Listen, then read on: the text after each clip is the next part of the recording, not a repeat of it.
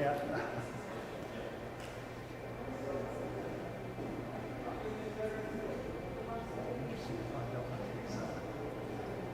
schedule was, I think we took him yesterday. Pretty tired.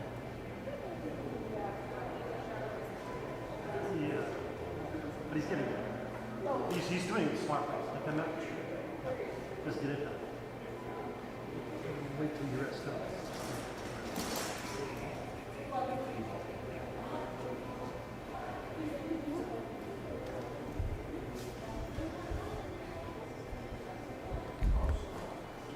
Good morning, everyone.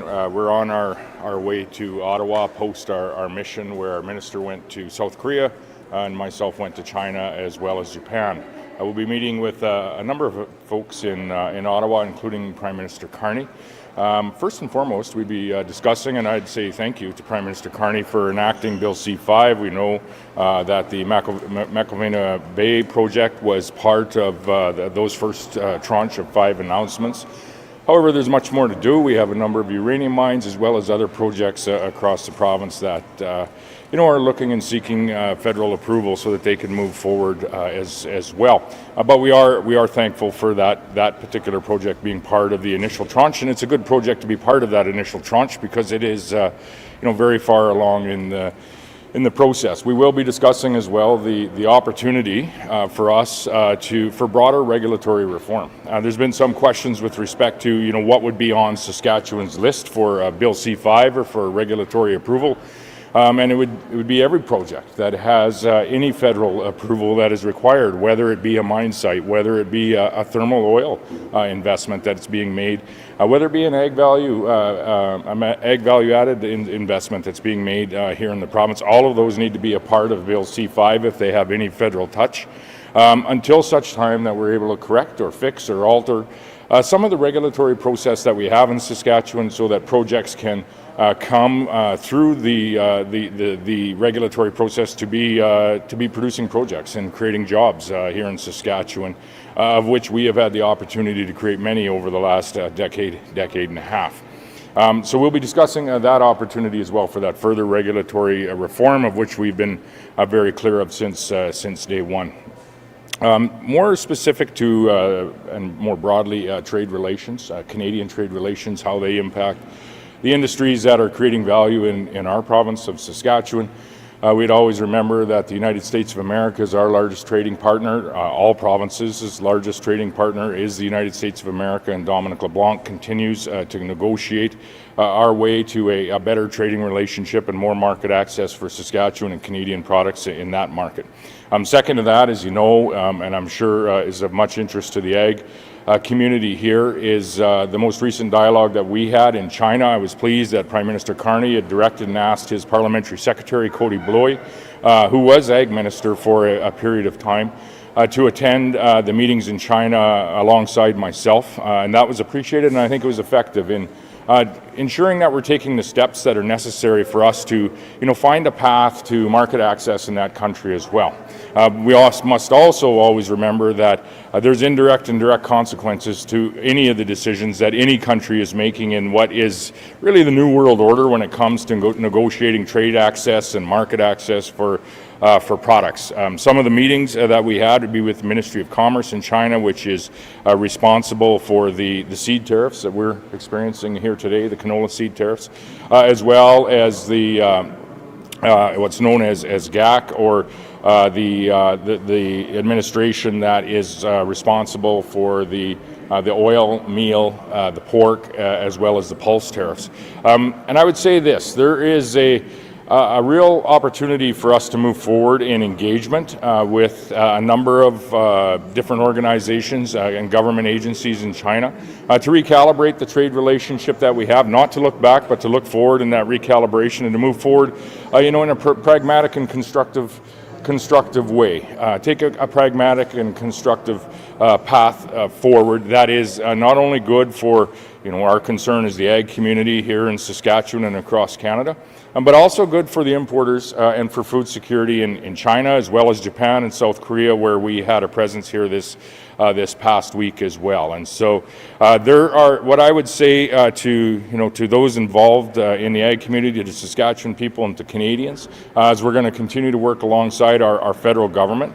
The encouragement that I will continue to bring to all of those in the industry is to engage at every opportunity, whether it be industry to industry, whether it be government to government, subnational government to the government of China, or whatever that engagement might be, and then to look for signals. Look for signals on both sides that we are finding our way to ultimately a conversation between our Prime Minister and the President of China in finding a path forward on market access for some of our products and likely market access for some of their products as well.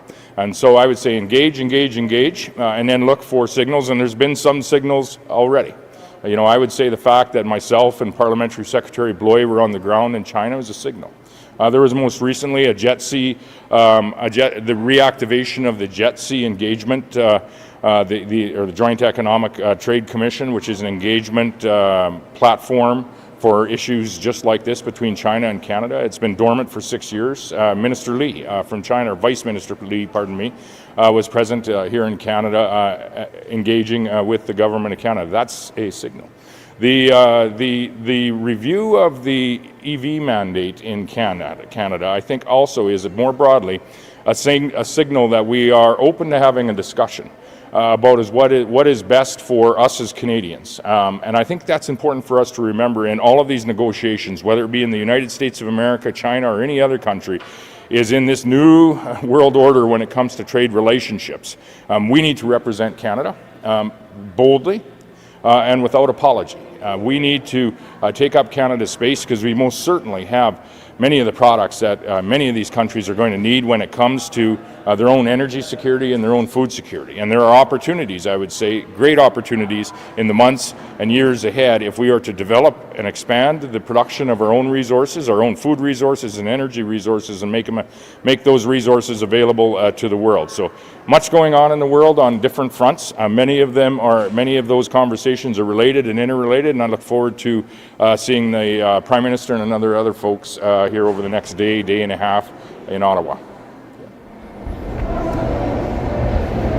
Premier, how much closer does this trip put you to Kony going to China? It's another step. I think it's another step in that engagement. I think what you'll see in the next while is additional steps with maybe federal ministers, a number of federal ministers that'll be engaging in the lead up to the APEC summit or the G20 summit this fall, which I would say are both prime opportunities for the Prime Minister of Canada and the President of China to come to some degree of resolution on this trade dispute that we have. Concrete results are out of this meeting? Come out of these meetings? Yeah, certainly. I think there's a confirmation that China is very interested in not looking back but looking forward and in recalibrating the trade relationship that we have and moving forward in a pragmatic and reasonable fashion that is good for both countries. I don't know that anyone was sure that was actually the intent prior to that, but through our meetings with Vice Minister Li and other officials, not only in the Ministry of Commerce but in the GAC committee as well, certainly that was indicated by all. What was the tone and feeling like? What kind of a tone were you feeling in those conversations? How open do you think they were? Even more positive than I think I expected, in particular with the work that the Saskatchewan Trade Office specifically has done on the ground for the last number of years in China and in the whole region, South Korea, Japan as well. So it was, at least or even more positive than I had anticipated. And again, I say and I've said this before, there are going to be steps in building this relationship that will ultimately culminate in, the Prime Minister and the President coming to some sort of agreement. That's the hope, that's the ambition, and that's, what we hope to see before the end of the calendar year. Would it be ideal? So today to the canola producer in Saskatchewan who are feeling the uncertainty, who are getting their canola out of the field for their backward and harvested, and they are really quite scared, quite defeated regarding the price of the grain on the market too. What do you have to say? Yeah, our producers are the very best in the world at doing what they do. They produce agri-food products better and more efficiently and more sustainably than anyone else on earth. My advice to the farmers is to continue to do what you do well. Your government of Saskatchewan is working alongside the government of Canada to ensure that in this very unstable trading environment and market access environment that we're doing our level best to fight like hell and represent you in all of the markets of interest that we have, whether that be the United States of America or whether that be in a market like China. Did your discussions also include peas, and are canola peas sort of working together in the negotiating process, or are they two separate avenues? Yeah, I would say even beyond canola, seed, meal, oil, into the pulse crops or peas, as well as pork. Pork is a product that's produced here in the province as well. All were raised in the meetings that we were there. And again, I would say, I'm thankful that the Prime Minister had asked his Parliamentary Secretary to go, Kody Blois. That will be a natural bridge to federal ministers that should be and will be, I expect, on the ground in the next number of weeks. Do you see the two as being linked, canola and peas, or are they two separate things? Yeah, well, they are linked through the administration that has those tariffs on those products. Canola meal, canola oil, as well as peas, pork, and seafood are all linked and done at the same time in a response to the EV tariffs that we have here in Canada. The seed is done through a different department. They're done through the Ministry of Commerce in China. We met with both. What did China brought on the table in order to reach a consensus with this issue? Well, at the end of the day, they have some concerns with respect to us aligning with the United States of America, not so much on China and aluminum, but largely on EV cars. And so, herein lies the balance that we need to find as Canadians and as a Canadian government. And I'll be talking with the Prime Minister and Parliamentary Secretary Blois, as well as other ministers, about just this over the next day or day and a half. We need to find that balance, but ensure that we are representing unapologetically the interests of Canada, all of the interests of Canada, including those in this province. What does the balance look like? What are you looking to accomplish from that meeting in Ottawa? What do you want in terms of support from the feds? What are you looking for? And do you think a relationship of Saskatchewan with the feds could come in the way of that, as in the province-led approach that Saskatchewan has? The relationship's pretty strong right now, and I would say that Prime Minister Carney's been relatively open to work with, whether that be on providing a regulatory certainty to some degree for us to develop our resources and opportunities. We just had a mine that was included under their most recent Bill C5. So I say the relationship is strong. What do I want at the end of the day? Market access to every country around the world that's tariff-free. That's what I want. Will I get that in what is essentially a new world order? And how we did business globally 2 years ago is very different from how that is today, and likely going to be for the foreseeable future. This is new. So do I think we're going to get that? I doubt it. But we need to have the market access at least as low a tariff or no tariff to as many countries as we can. Again, remember, Saskatchewan is the highest per capita exporting region in North America. We export 1.25 million people. We export to over 160 countries. This is what we do. This is how we create wealth. In order for that to happen, we need to be able to provide that food and energy security to so many countries, including countries like China. And so we're respectfully engaging. Again, I would encourage the industry and people in this province and Canadians to look for signals over the next number of days. And I think the same can be true in what is a little bit more unpredictable trade relationship or negotiation with our largest partner, which is the United States. You knew before going there that you could not come back with any agreement directly from China because you're not the Prime Minister of Canada. So what would you say to people who are accusing you of coming back empty-handed? Well, it's pretty clear, about it isn't going to be any premier, including myself, standing up with President Xi and saying that we have come to a conclusion with respect to, the trade irritants that we have with China. It has to be the Prime Minister. And that's why we're working alongside the federal government in really advancing the engagement that is happening with China. And I think that happened this week, and that's what I would say to them, is there are steps that were taken this week. If there wasn't a view that this week wasn't going to be helpful, I don't think you would have seen the Prime Minister send his Parliamentary Secretary to engage, and likely going to be back on the ground alongside federal ministers very soon. Is now the time to start pursuing domestic regulatory changes, and what stage are we in that process with the federal government?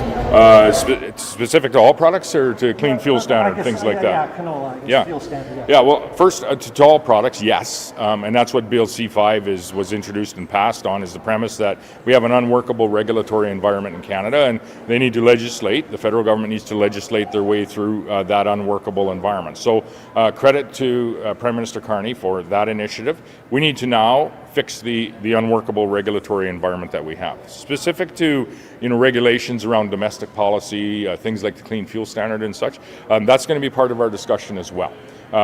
This is a time where we need to be very realistic about the markets that we have potentially today and potentially the markets that we can have into the future. And look at what our competitors are doing. Various states throughout the U.S. have a pretty active clean fuel standard. It's been introduced here in Canada, and that's through some of these discussions, depending on where we land. That might be a very realistic path forward, not to use in any way all of the canola that we produce in Western Canada and the Prairie provinces, but to use a portion of it, and it would be another market. And I think that's where we are, is we need all of the markets. We need access to all of the markets. That's how much we produce when it comes to canola, wheat, pulse crops, or even oil and gas, as well as potash and uranium. We need access to so many countries to utilize the amount of high quality product that we produce. At the end of the day, do you feel like Saskatchewan's voices were heard, just with talking about canola tariffs? Do you feel like you really got your message across? Yeah, certainly, and I think even more importantly than just Saskatchewan's voice being heard, we were able to utilize and leverage some of the contacts that we have through having a trade office on the ground in China and other ones in that region to actually advance Canada's position. And if we can understand and appreciate that for us to find a path through this trade negotiation, it is going to have to be the nation of Canada, it's going to have to be the federal government and the Prime Minister. And so Saskatchewan's working to advocate Canada's position, not just our provincial position in this conversation. Yeah. You guys these signals that you're advising folks to keep an eye out for?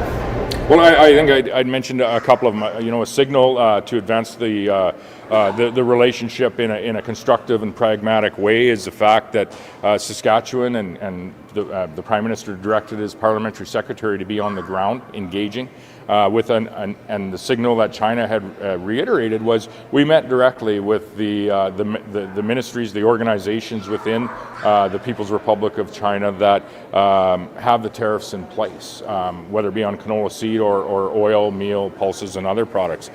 So both of those, I think, in many ways are a signal. The fact that Canada is reviewing the broader EV mandate here for various reasons, I think is also a signal that Canada is open to moving forward in a broader discussion in a pragmatic and I think a strategic way that's beneficial not just to us in the prairies, but beneficial to all Canadians. The JETSI, reactivating the JETSI, the Joint Economic Trade Commission table, and Vice Minister Li from the Ministry of Commerce in China, attending in Canada here about 2 weeks or 10 days ago, I think is also a signal that China is ready to engage in this conversation and in the hopes of finding a resolution.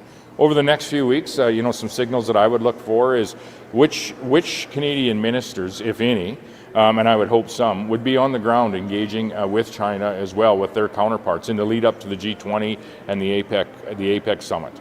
And I would hope that we're all building towards a meeting of some type between the President of China and the Prime Minister of Canada at either the APEC summit or the G20 summits, which hopefully both of them would be attending at the same time. So those are signals that we could look for. Yeah. If you've answered this before, but who all did you meet in China? Met with a number of importers, a number of government organizations. We were there just under 2 days. A number of importers, a number of government organizations. The Ministry of Commerce, which is the ministry that has is responsible for the tariffs on canola seed, as well as an organization within the People's Republic of China government called GAC, or the General Administration on. I can't remember something in China.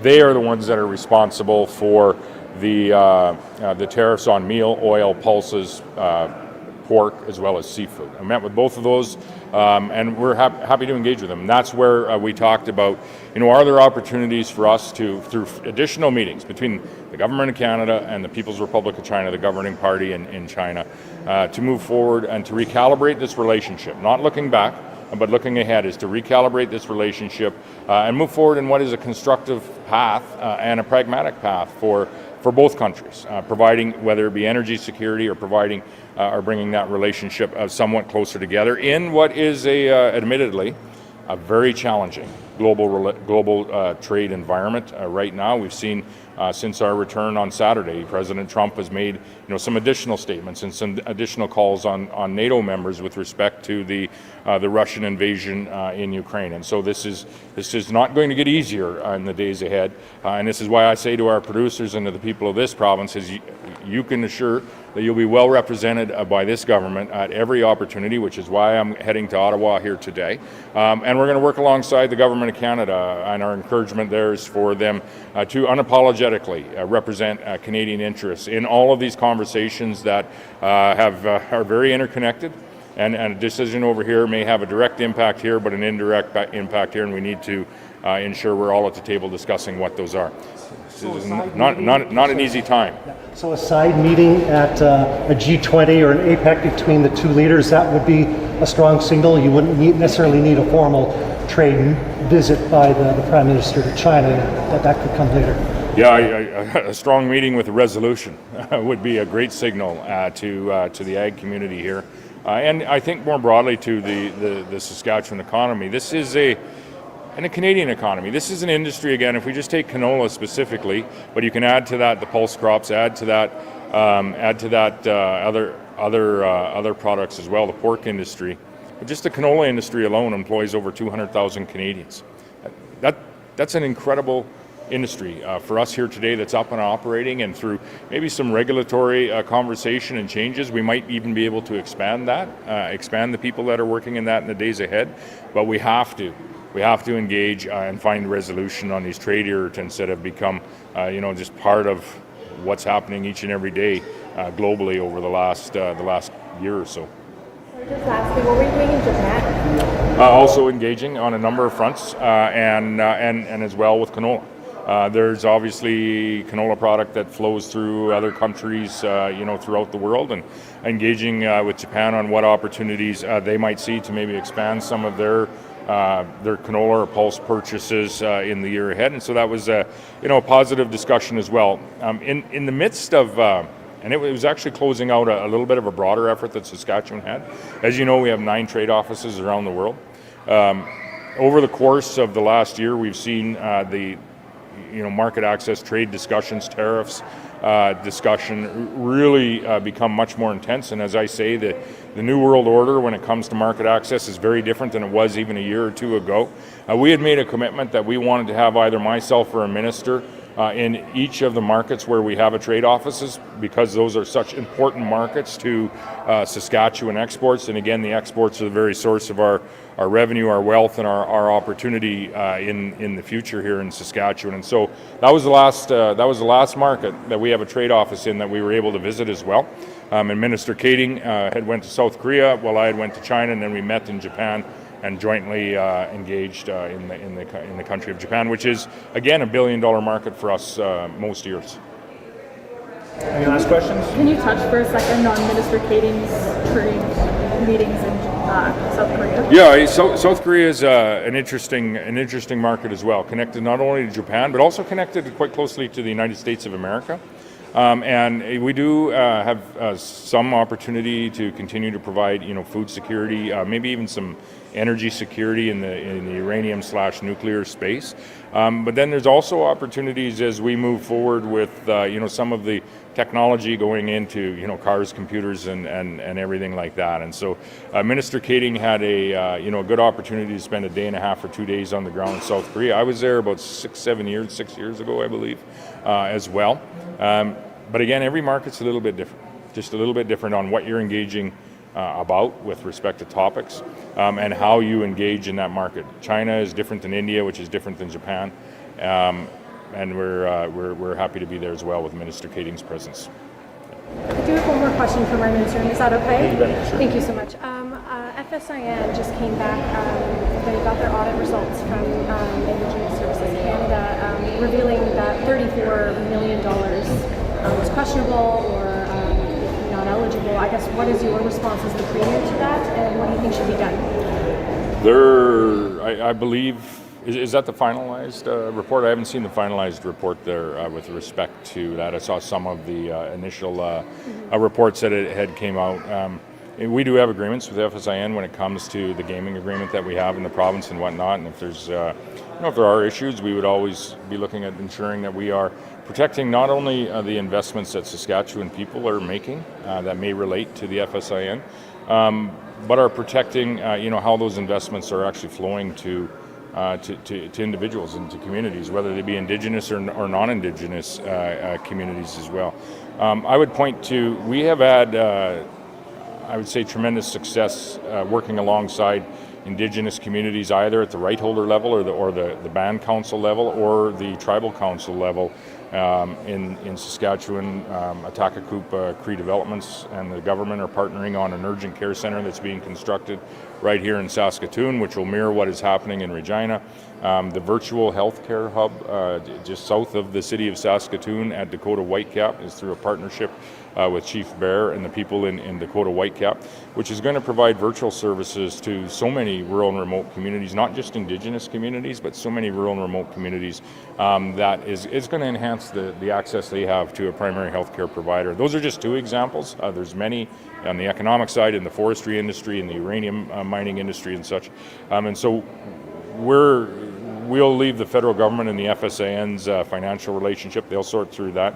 We're going to continue moving forward with the rights holders, local bands, as well as tribal councils on initiatives that are beneficial for all of us. And I think that's important for us to remember in the spirit of reconciliation. Is that's a process for all of us, and we all have the same needs, whether it be across Canada, whether you're in an Indigenous community or non-Indigenous community. When it comes to access to a primary health care provider, we all need that the same. And so we're going to continue to work to expand services like that alongside the folks locally. Just wrapping up here on the China topic, what do you hope to see first? Canada lifting its EV tariffs on China or Carney going for trade talks? Well, maybe I'll just clarify first some comments around EV tariffs that were, I wouldn't know that I was misquoted, but maybe the entirety of my comment wasn't taken into context. And this is in the realm and the theme of the balance that we have to play globally here. The EV tariffs are on because we aligned with the United States of America. And so lifting the EV tariffs would most certainly impact the negotiations that we have with the United States of America, which is our largest trading partner in Saskatchewan and across Canada. And so herein lies our effort to represent ourselves as a nation of Canada, and we need to do so unapologetically.